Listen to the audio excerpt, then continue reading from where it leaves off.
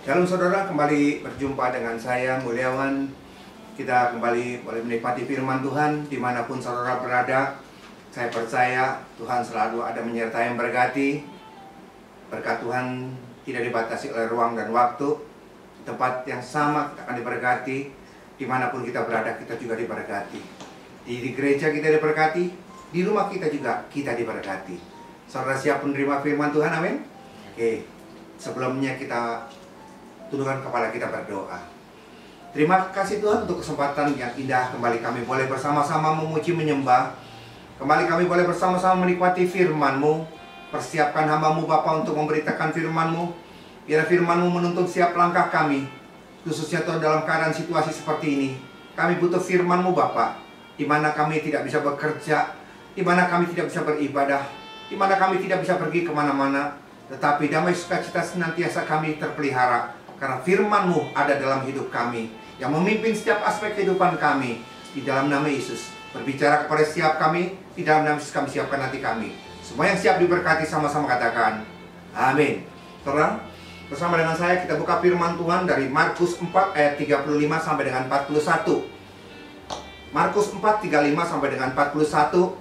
Kita akan baca bersautan. Pak Surya ayat 36, saya 35, Pak Surya 36. Dan kita selesaikan pembacaan firman Tuhan sampai dengan ayat 41.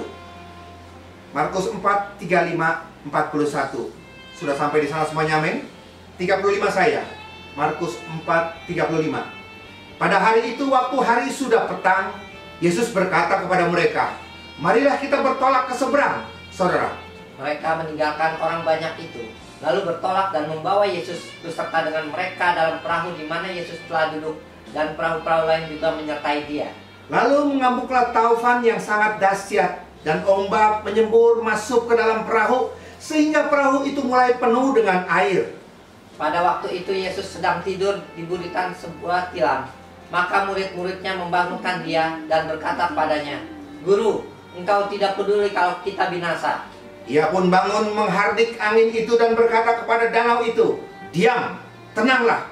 Lalu angin itu reda dan danau itu menjadi teduh sekali. Lalu ia berkata kepada mereka, "Mengapa kamu begitu takut? Mengapa kamu tidak percaya?" Mereka menjadi sangat takut dan berkata seorang kepada yang lain, "Siapa gerangan orang ini sehingga angin dan danau pun taat kepadanya?" Saudara, perhatikan ayat 35. Perhatikan ayat 35. Seringkali ini tidak diketahui oleh setiap kita. Pada hari itu, waktu hari sudah petang, Yesus berkata kepada mereka, "Marilah kita bertolak ke seberang." Marilah kita bertolak ke seberang. Siapa yang punya inisiatif? Siapa yang memerintahkan Yesus untuk pergi menyeberang? Ini yang luar biasa, saudara. Seringkali ada dalam pikiran kita berkata seperti ini, kalau Tuhan menyertai kita, tidak ada masalah dong. Kalau Tuhan memerintahkan, Tuhan akan menuntun kita sampai dengan garis akhir.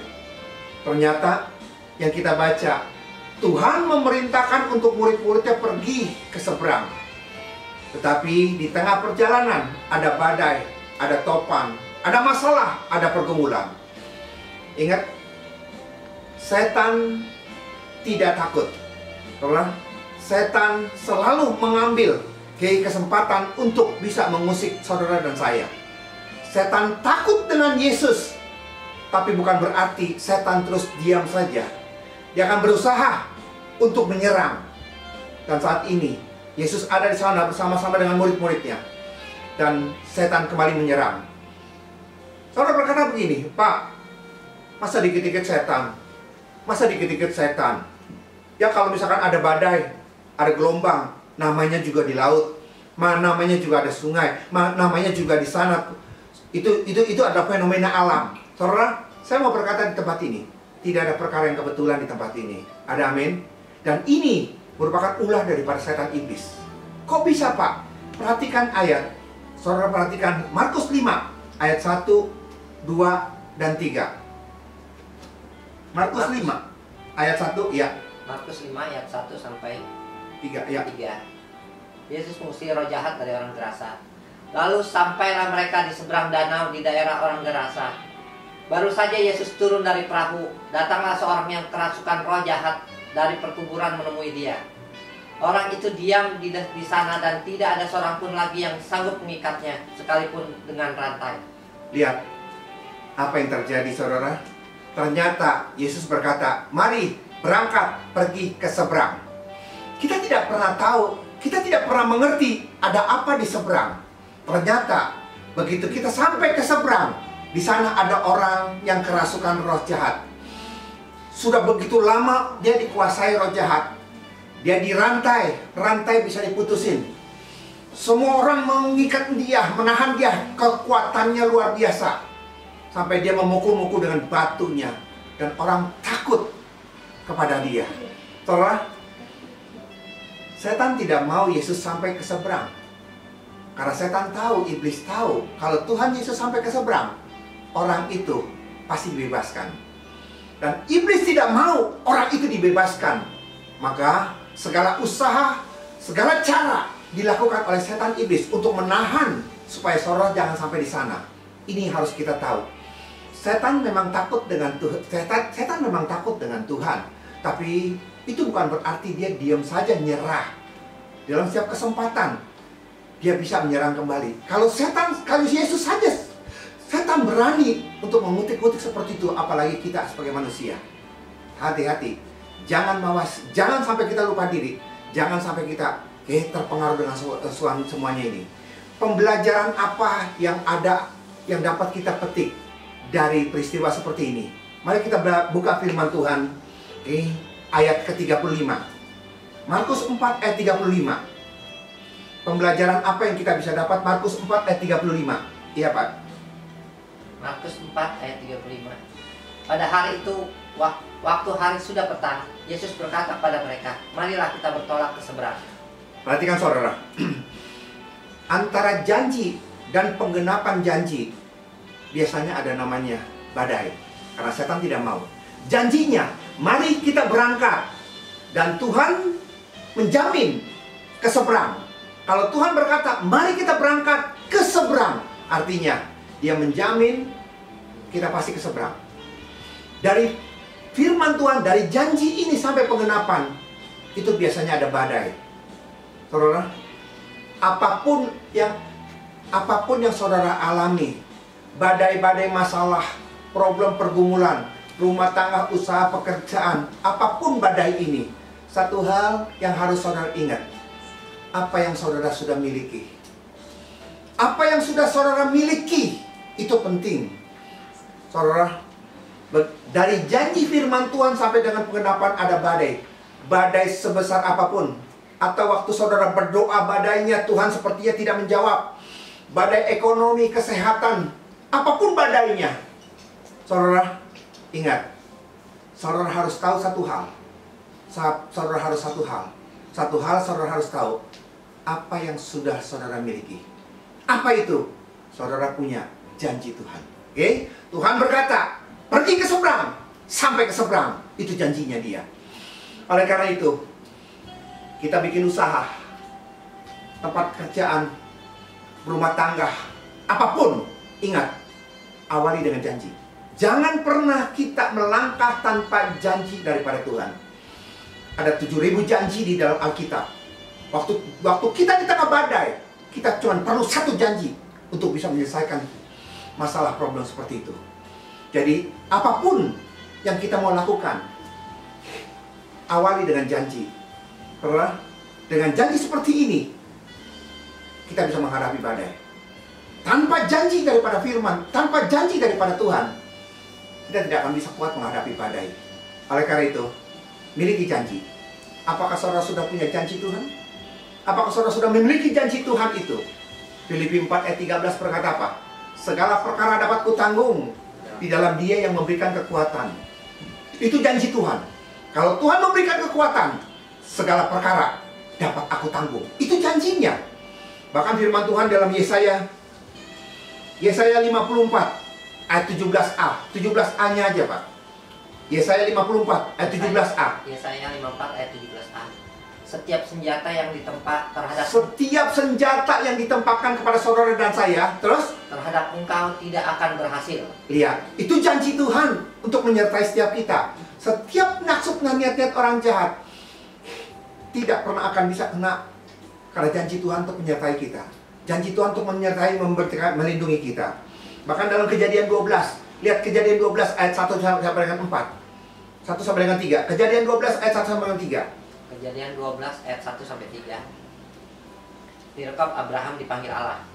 Berfirmanlah Tuhan kepada Abraham, pergilah dari negerimu dan dari sanak saudaramu dan dari rumah bapamu ini ke negeri yang akan kutunjukkan. Pergilah dari tempatmu, sanak saudaramu, ya, tanah leluhurmu, pergilah dari sana. Terus, aku akan membuat engkau menjadi bangsa yang besar. Inilah janjinya Tuhan. Aku akan membuat engkau menjadi bangsa yang besar. Terus, dan memberkati engkau serta membuat namamu masyhur. Memberkati engkau dan membuat namamu masyhur. Itu janji Tuhan. Kalau engkau mau keluar dari negerimu, nenek moyangmu, leluhurmu, janjinya Tuhan akan memberkati dia.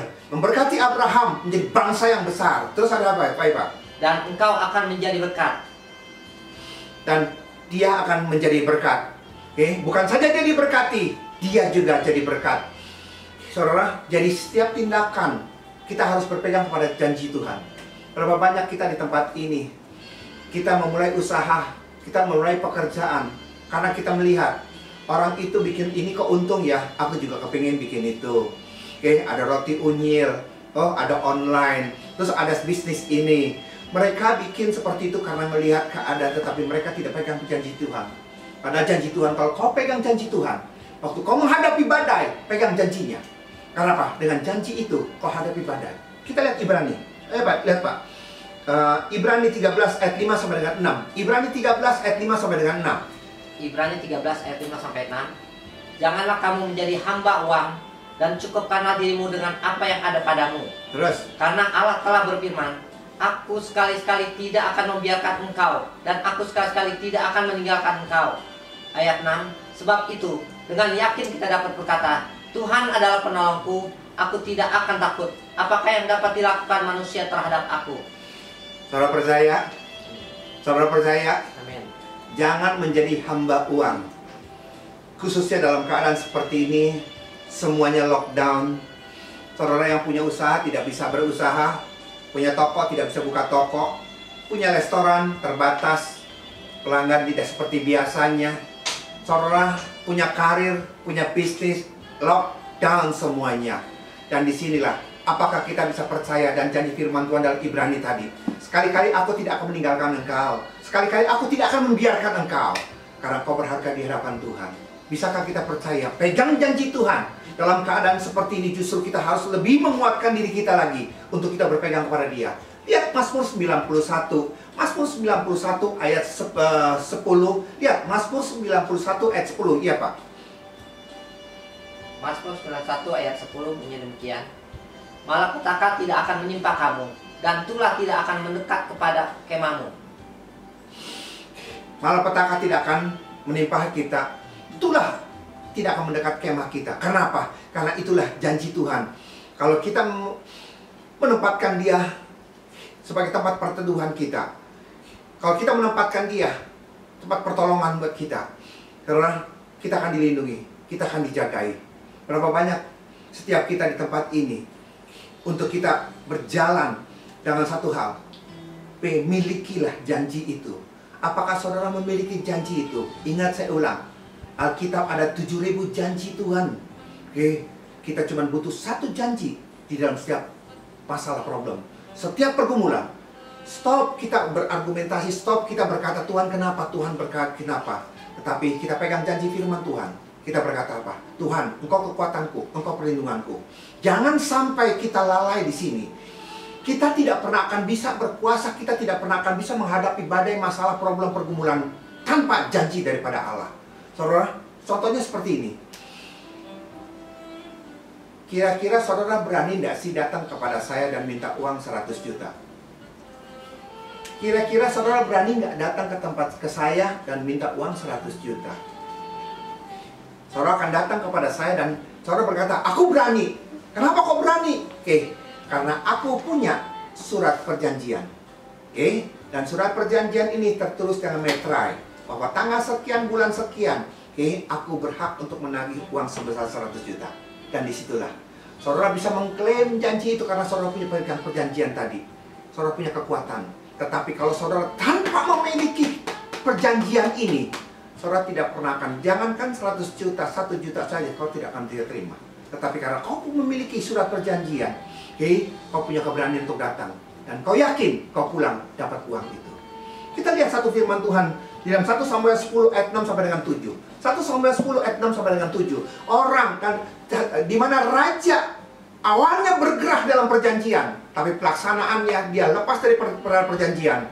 Firman-Nya berkata, karena engkau menolak firmanku, aku juga menolak engkau sebagai raja. Bubar. Ayo Pak Surya. 1 Samuel 10 ayat 6 sampai dengan 7. 1 Samuel 10 ayat 6 sampai 7. Maka roh Tuhan akan berkuasa atasmu.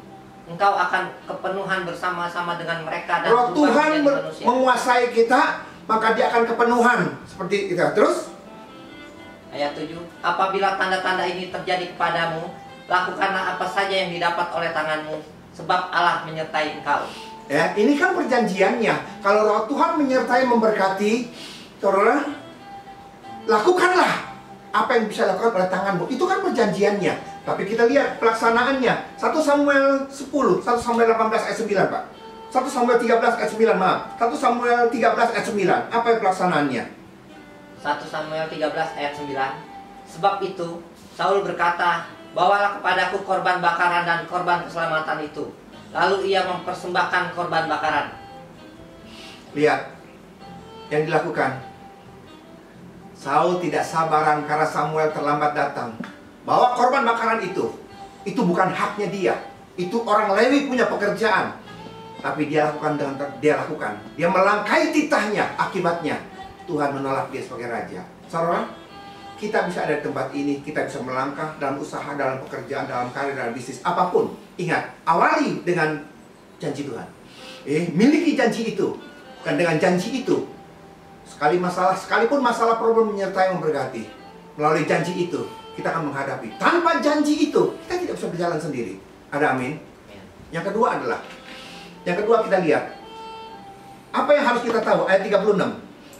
Begitu menghadapi badai, ingat satu hal, kita memiliki janji. Begitu menghadapi badai, ingat yang kedua, kita memiliki apa? Ayat 36, Pak.